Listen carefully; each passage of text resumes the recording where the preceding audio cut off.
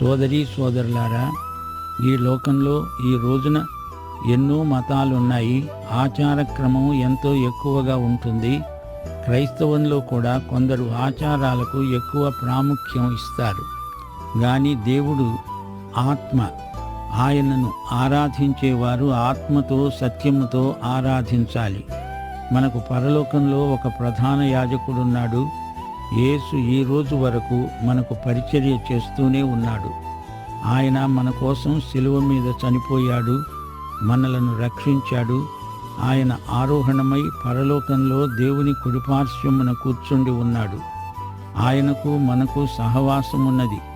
అందుచేత మనకు పరలోకంలో ప్రాతినిధ్యమున్నది.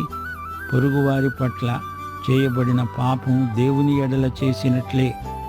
మత్తయి 7:12 ప్రభువు అన్నాడు, మనుష్యులు మీకు ఏమి చెయ్యాలని